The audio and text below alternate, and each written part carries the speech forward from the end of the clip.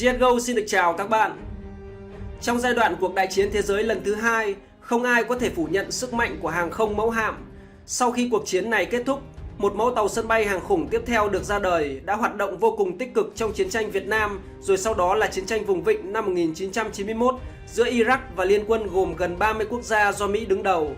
Vâng, đích thị là chúng ta đang nhắc đến con tàu sân bay huyền thoại USS Midway, một mẫu hạm tiên phong trong kỷ nguyên máy bay phản lực.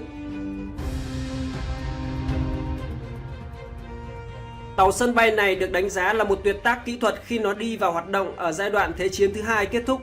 Với ý tưởng được đề xuất bởi Hải quân Hoa Kỳ, USS Midway mất 5 năm để thiết kế nhưng chỉ mất 17 tháng để xây dựng. Đối với các fan hâm mộ người Mỹ, đây quả là một giấc mơ. Một tàu sân bay sẽ mạnh mẽ như tàu chiến và có ít nhất 120 máy bay trên tàu. Vai trò của hàng không mẫu hạm trở nên mạnh mẽ hơn bao giờ hết. Vào mùa thu năm 1943, trong khi các tàu sân bay hạng nặng Essex đang chiến đấu ở Thái Bình Dương, Hoa Kỳ đã bắt tay vào xây dựng một siêu tàu sân bay sau 5 năm thiết kế, tốn không biết bao nhiêu giấy mực. Người Trung Quốc xây Vạn Lý Trường Thành, người Ai Cập xây dựng Kim Tự Tháp, người Nhật chế tạo Yamato và giờ đây với người Mỹ là USS Midway. Được đưa vào hoạt động từ ngày 10 tháng 9 năm 1945, Midway là tàu dẫn đầu trong lớp của nó. Vì tàu sân bay này bản chất đang được xây dựng trong chiến tranh nên nó liên tục được nâng cấp cả về kích thước, trang bị, vũ khí và hàng loạt các hệ thống hỗ trợ. Một chiếc Midway có giá tương đương với 2 tàu sân bay lớp Essex. Thực tế là đắt sắt ra miếng, vì vậy chúng ta hãy cùng điểm qua thông số kỹ thuật của tàu sân bay hàng khủng này. Chiều dài của nó là 968 feet tương đương với 295 m, sườn ngang 135 feet tương đương 41 m. Tổng lượng dãn nước trung bình là 59.901 tấn. Động cơ bao gồm 4 tua bin và 12 nồi hơi đã tạo ra công suất 212.000 mã lực và cho phép tàu sân bay khổng lồ này có thể chạy với tốc độ 33 hải lý, tương đương với 61 km/h. So với những người tiền nhiệm của nó, Midway tự hào với bộ giáp hàng khủng. Không có tàu sân bay Mỹ nào từng được bảo vệ tốt như vậy. Sàn bay bọc thép dày 3,5 inch, tương đương 8,9 cm. Tháp điều khiển bọc thép từ 3,5 đến 6,5 inch, tương đương 8,9 đến 16,5 cm. Để cải thiện sự cân bằng của con tàu, giáp ở hai mạn tàu được thiết kế khác nhau, lần lượt là 7,6 và 7 inch, tương đương với 19,3 và 17,8 cm.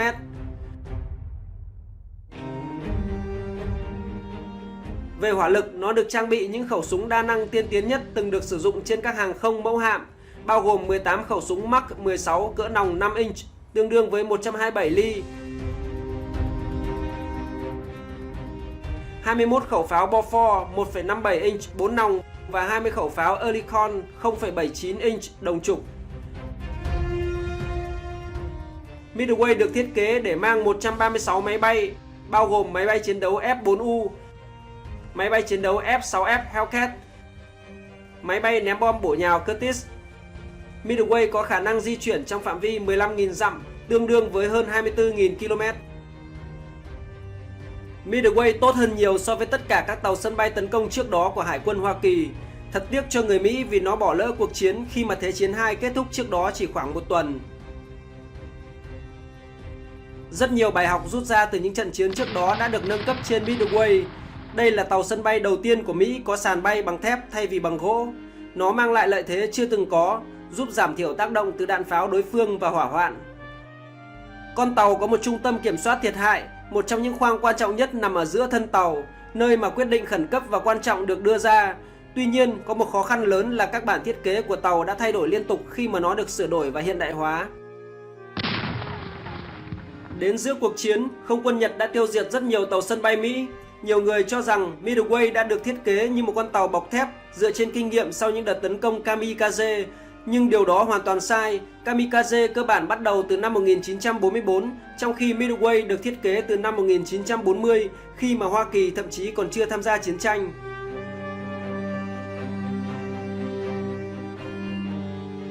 Sau khi Midway được đưa vào hoạt động vào tháng 9 năm 1945, nó được đào tạo trong 5 tháng tại vùng biển Caribe.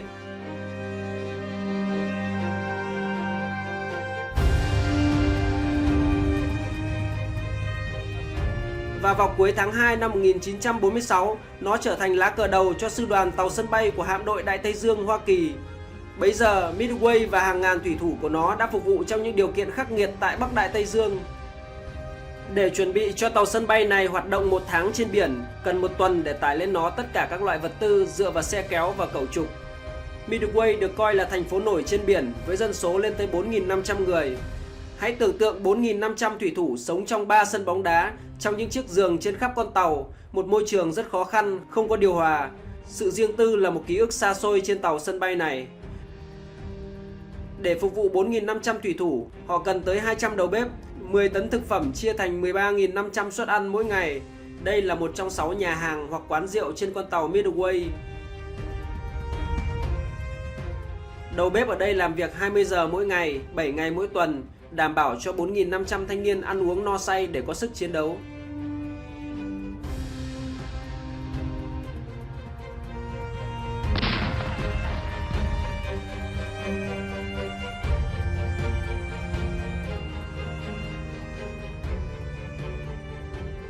Midway có bệnh viện 18 giường, 2 bác sĩ phẫu thuật, khoảng 40 y tá, có 2 phòng phẫu thuật, 1 phòng X-quang, 1 hiệu thuốc, 1 phòng chăm sóc đặc biệt, 18 giường bệnh cho bệnh nhân sau phẫu thuật. Vì vậy, thủy thủ trên tàu Midway có đầy đủ các dịch vụ y tế. Từng có rất nhiều sự cố xảy ra trên tàu Midway, đặc biệt là khi nó được thử nghiệm trang bị chiếc máy bay phản lực đầu tiên. Máy bay phản lực vào những năm 1940 được chế tạo dựa trên rất ít kiến thức về hệ thống máy bay, về hoạt động của động cơ phản lực trên không và về việc hạ cánh, đặc biệt là trên tàu sân bay. Giả sử một chiếc máy bay hạ cánh trên boong tàu Essex và nổ tung, đích thị tàu sân bay đó đã được coi là tự sát thành công. Lúc đó, người Mỹ có Midway với sàn tàu lần đầu tiên được bọc thép. Đó là lý do tại sao các tàu sân bay lớp Midway được trở thành nền tảng thử nghiệm những máy bay phản lực đầu tiên trong Hải quân Hoa Kỳ. Vào ngày 21 tháng 7 năm 1946, Trung úy James Davison thực hiện thành công chuyến bay phản lực đầu tiên trên boong tàu Franklin Roosevelt thuộc lớp Midway. Để thực hiện chuyến bay này, James Davison đã lái chiếc XFD-1 Phantom nguyên mẫu. Vào tháng 9 năm 1947, Midway đã thử nghiệm một vụ phóng tên lửa đạn đạo lịch sử.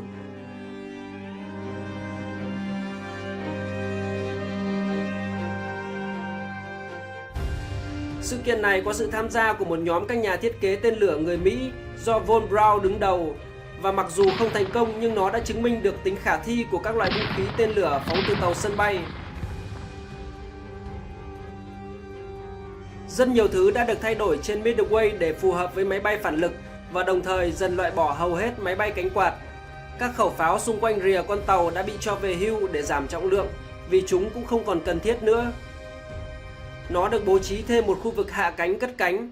Máy phóng cũng được nâng cấp hiện đại hóa, tất cả để phù hợp với các máy bay phản lực.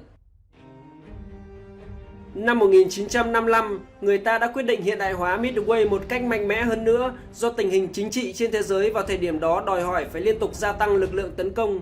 Midway và nhiều tàu sân bay khác đã trở thành những nhân vật chủ chốt của cái gọi là ngoại giao hàng không mẫu hạm bằng cách thường xuyên đến thăm những khu vực có xung đột tại thời điểm đó. Nhiều người ngạc nhiên khi biết rằng đối với hầu hết các hàng không mẫu hạm, trung bình chúng chỉ dành khoảng 10% vòng đời để chiến đấu thực tế. Vai trò chính của chúng lại là răn đe.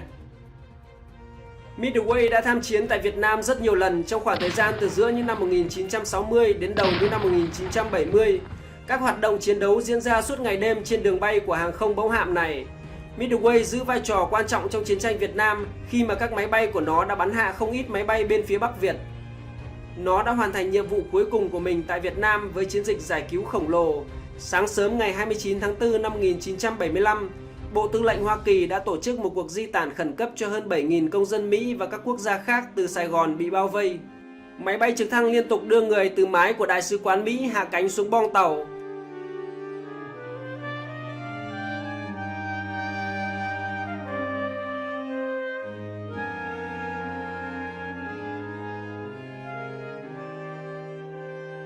Buổi chiều, một chiếc Cessna động cơ nhỏ với đèn chiếu sáng xuất hiện phía trên tàu sân bay.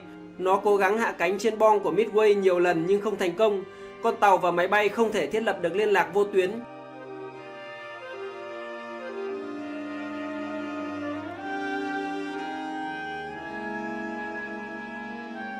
Cuối cùng, phi công đã nghĩ ra cách ném một bao da với ghi chú rằng: "Các anh có thể di chuyển máy bay trực thăng sang phía bên kia để tôi hạ cánh trên đường băng được không?" Tôi còn nhiên liệu để bay thêm 1 giờ nữa. Hãy giải cứu tôi, thiếu tá Buang cùng vợ và 5 con. Larry Chamber, thuyền trưởng của tàu, hiểu rằng để cứu người tị nạn, ông phải đưa ra quyết định vô cùng khó khăn, có thể gây ra hậu quả nghiêm trọng cho sự nghiệp của mình. Bất kể nguy cơ bị tòa án trừng phạt, Chamber ra lệnh cho phi hành đoàn đẩy một số máy bay trực thăng xuống biển để có đường băng cho chiếc Cessna hạ cánh.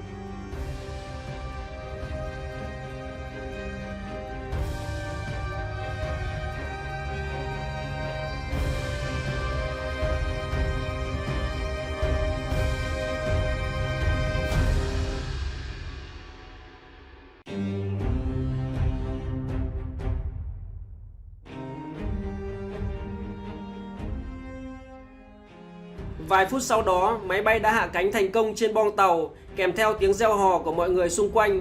Viên thiếu tá cùng vợ và những đứa trẻ đã được cứu sống.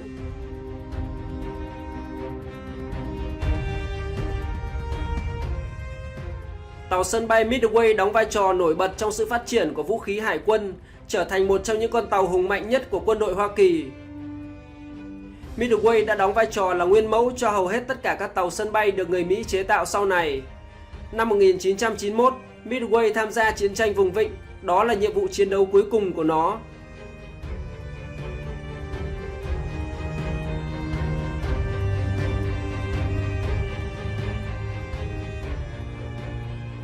USS Midway phục vụ tới 47 năm trong quân đội, thuộc loại tàu sân bay phục vụ lâu nhất trong thế kỷ 20.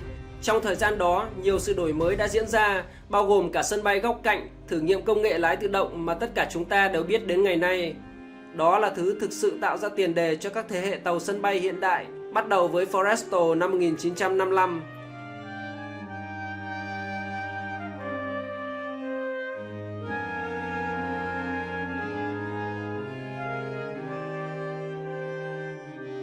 USS Midway là biểu tượng của nước Mỹ trong sự nghiệp của nó, và giờ đây khi ngừng hoạt động, nó vẫn tiếp tục thu hút sự chú ý của mọi người khi trở thành tàu bảo tàng tại California. ZGO xin chào và hẹn gặp lại các bạn trong các video tiếp theo.